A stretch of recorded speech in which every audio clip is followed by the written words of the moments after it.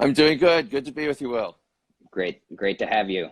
So yeah, everybody, we are with Steve DeAngelo, the co-founder of Harborside, which is one of the first licensed dispensaries, cannabis dispensaries in the US. So welcome, Steve.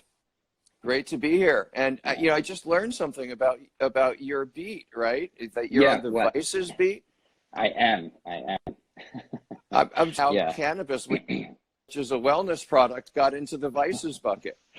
I think it might be a vestige of, or maybe, as we all know, it's still illegal federally, and state by state, it's changing. But yeah, I think it's just one of those things, like a vestige of the past. But you are definitely a person who's been changing the image of cannabis, which is great.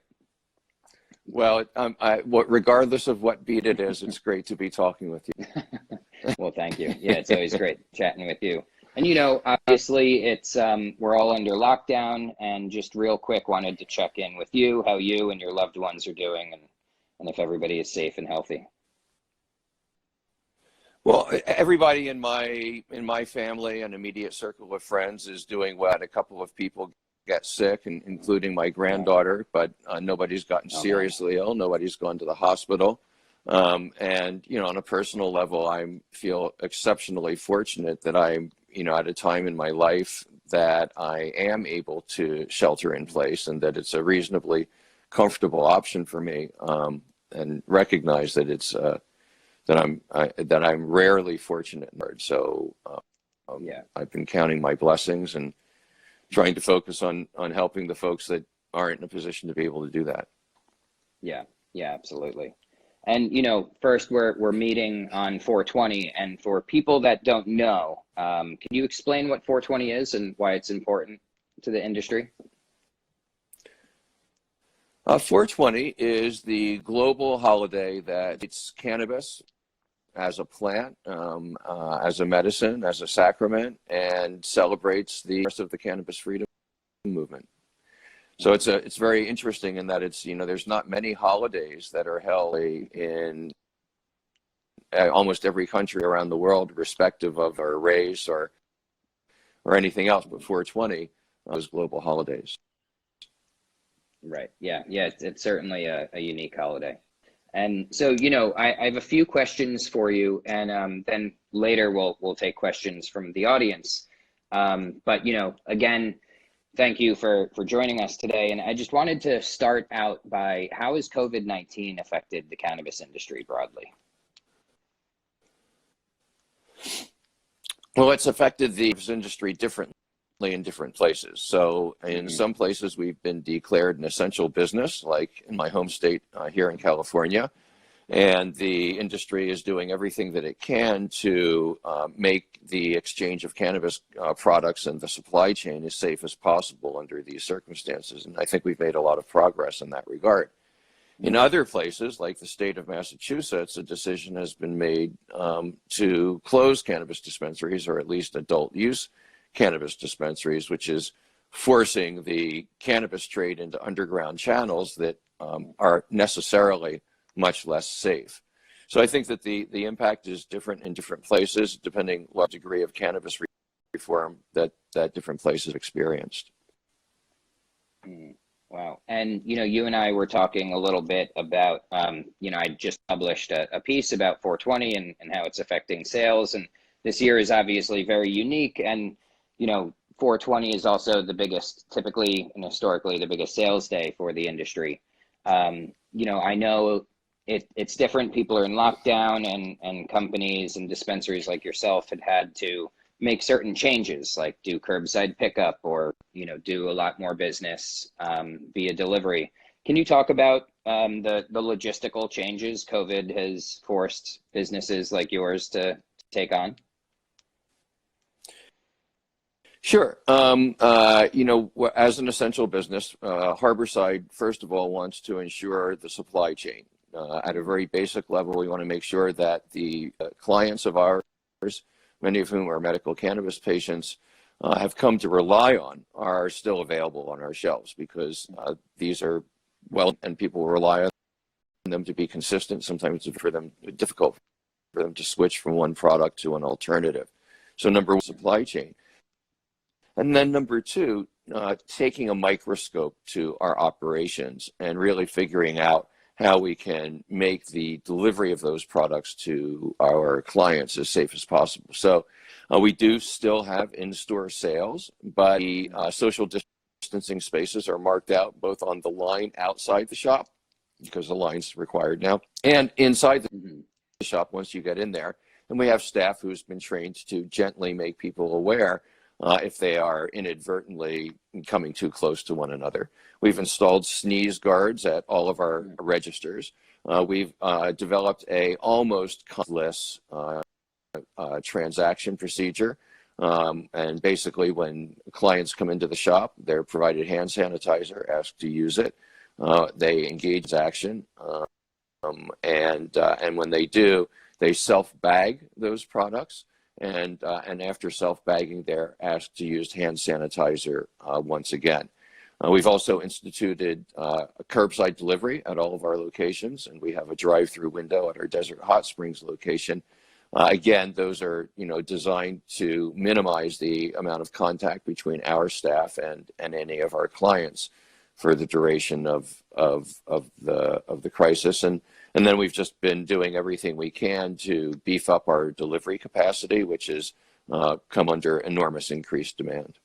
I bet. And has consumer behavior, I guess, like purchasing behavior, changed during lockdown? We've seen a little bit more of an increase of forms, non-inhaled forms of cannabis, but it's not dramatic. We are keeping our eyes on changes in consumer behavior related to the changing economic circumstance of many consumers. We haven't seen that yet, but what we look out for are the choices that consumers becoming more value conscious. And if so, then it will be our job to make sure efficient supply and selection of those types of product on our shelves to meet the changing preferences. So we're looking at it very carefully. We haven't seen any dramatic change yet. That's interesting. And I kind of wanted to go back to being designated an essential business. And do you see that as something that will affect the industry in the short term? Obviously dispensaries that can stay open, that's good for business. But I'm kind of more interested to see how that designation, especially for an industry like cannabis, which is, legal under state laws in certain states, but illegal federally, how is that designation going to affect the industry in positive ways? I don't think that designation itself is going to have a tremendous impact, but I think that designation reflects something which is having tremendous impact and will continue to. And that is a change in public perception of cannabis, a vice, from an intoxicant, from some people that just use to get high, and it's maybe not terribly harmful, but it's not like an essential product, to understanding cannabis really as an essential product, and that many people use cannabis for health issues like insomnia, anxiety, depression, indigestion, acid reflux, chronic pain. The list goes on. And I think that we've demonstrated that people will use cannabis as a first line of defense with these issues, and it reduces the load on hospitals, on doctors, on pharmacies, where people might otherwise be turning to get the relief and the treatment that they need. So I think that this is a tremendous shift in public opinion, the idea that cannabis is an essential product. And I think that underlying shift in public perception of is very, very, very powerful. For a long time, the cannabis movement's basic argument, well, cannabis is, maybe not a great thing, but it's not so harmful, and the harms of prohibition are worse than the harms of cannabis, right? The cure shouldn't be worse than the problem.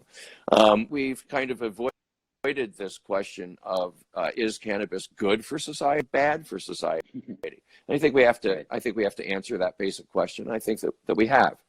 Yeah, right. And do you know how the being deemed essential happened? Like, do you know the details of how it came to be? My understanding is that it first happened on the local level in California in several jurisdictions, like Alameda County. So at the county, it happened by county health departments, who issued the original shelter-in-place orders were issued by 6 Bay Area public health departments. So I believe that but no, actually, they did not declare it essential in that order. It was left up to each individual jurisdiction in the Bay Area to declare whether it was essential or not. And then the state of California allowed jurisdictions to declare cannabis essential. And fortunately, most jurisdictions in the state have at least equal cannabis essential, if not adult use. Interesting. Another question I'm wondering, kind of going back to the business end of things, has COVID-19 hurt the supply chain either at dispensaries? You guys are vertically integrated, but are there any parts of industry, ancillary products, that kind of thing? Where I'm hearing of supply chain issues is on products that depend on parts that come from China. So there's a lot of vape pens that depend on parts that come from China. So anything that is part of a longer and more complex supply chain.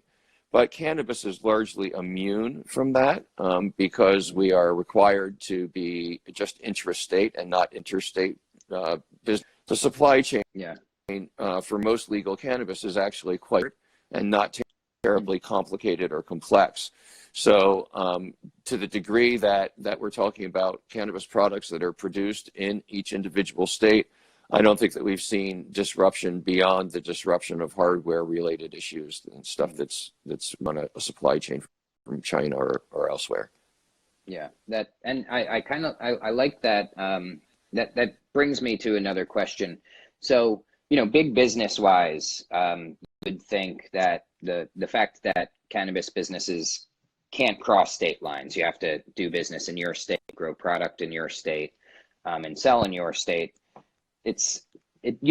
Big business wise, you'd think that's an Achilles heel, or maybe it is big business wise. But in terms of COVID-19, it's a huge benefit that your supply chains are small and local. Can you talk about that a little bit?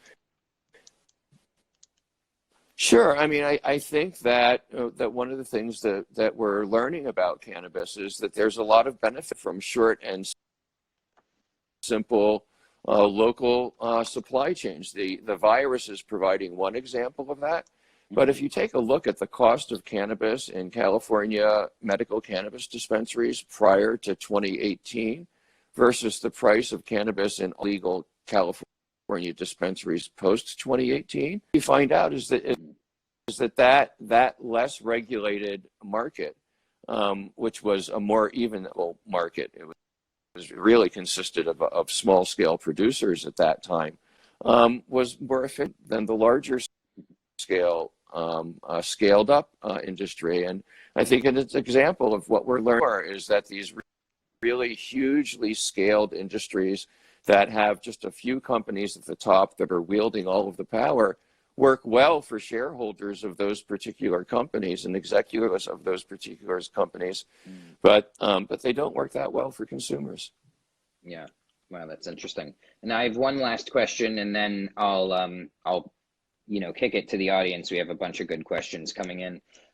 But you and I were talking the other day about how cannabis does during recessions, and with lockdown happening and global economy going into having serious issues.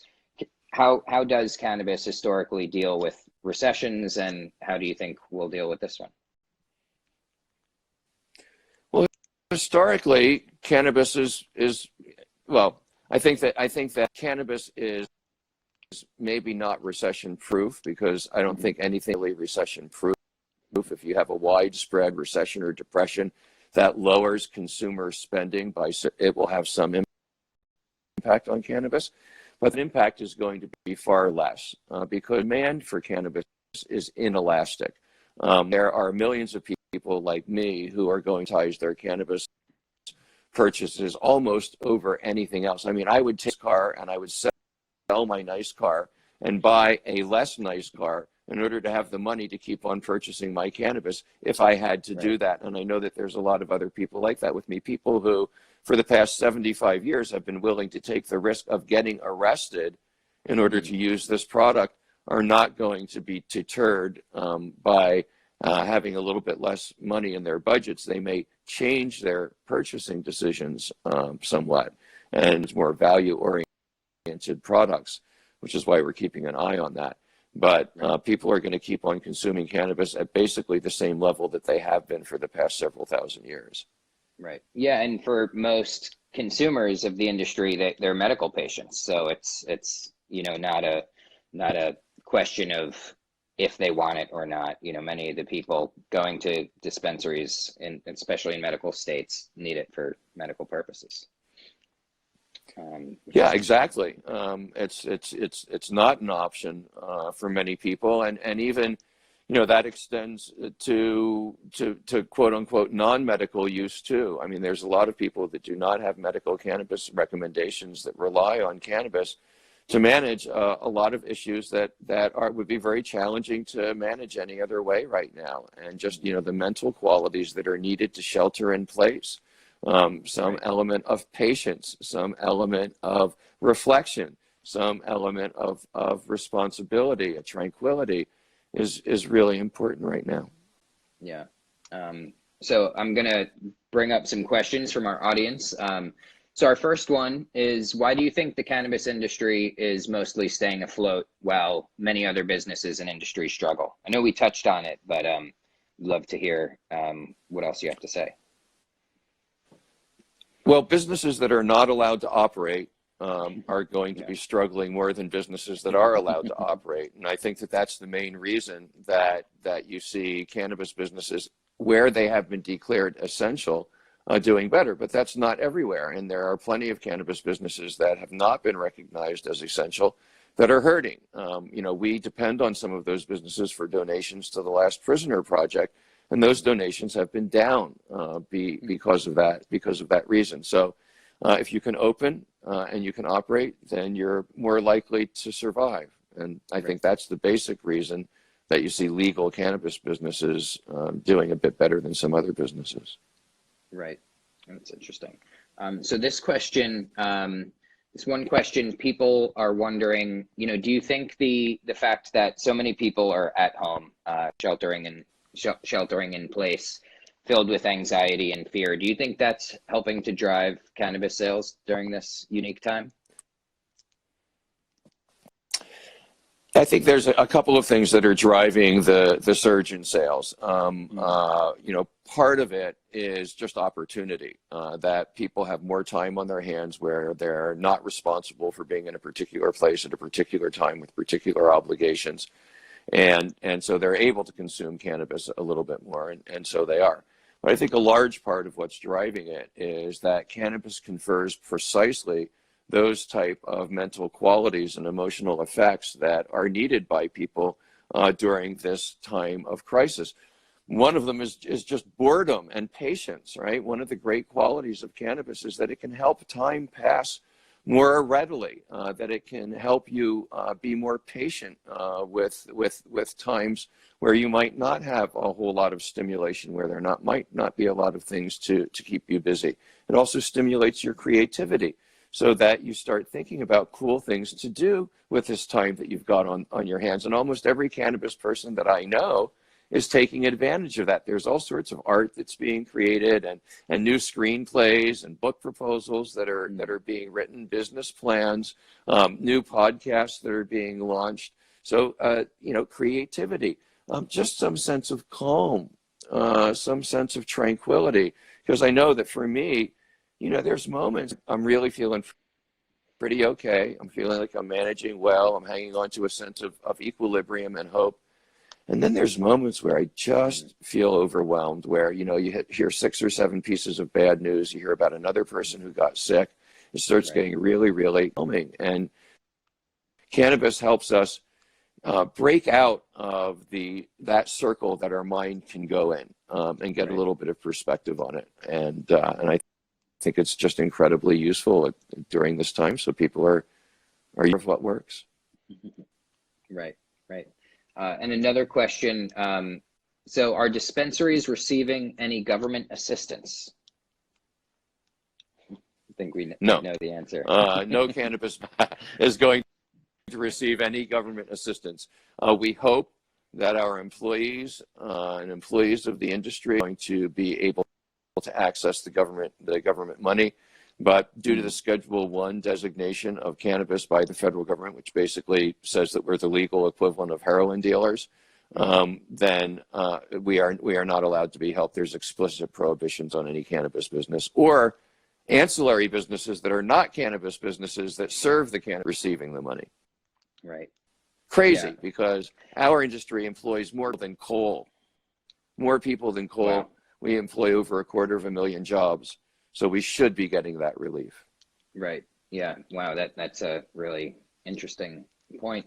And another thing that I found interesting while I was reporting this story on 420 this week was, while dispensaries, like you just said, aren't receiving direct assistance from the government, the federal stimulus checks some people received last week. I heard there was a spike in dispensary sales on Wednesday in some parts of the country.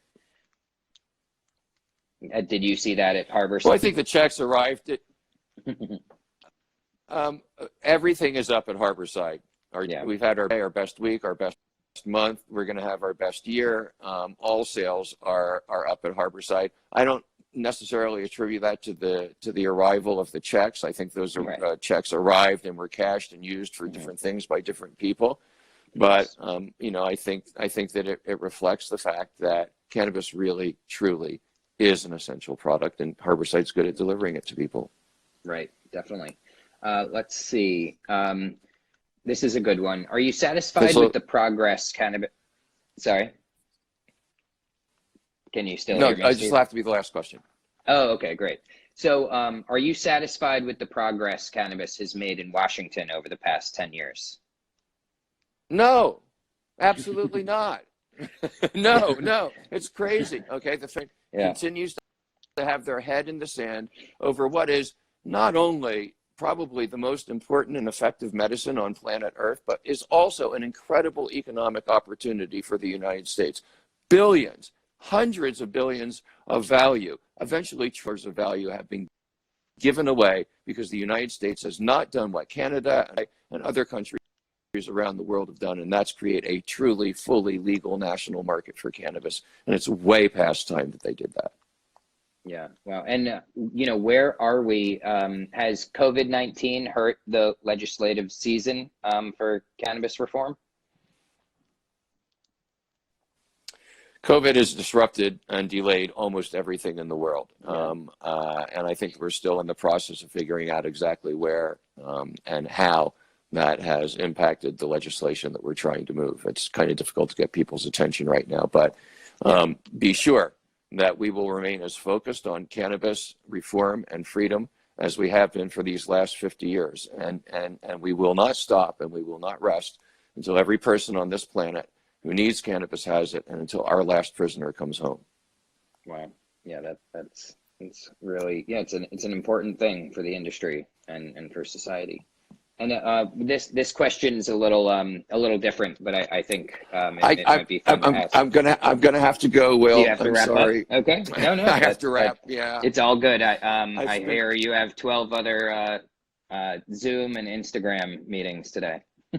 It's the biggest 420 of all time, and I get to be at a dozen different celebrations. It's wonderful. Thank you so much for having me. Well, thank you, Steve. I really appreciate your time. And thank you to everybody who tuned in. Yep. Have a great one, Steve.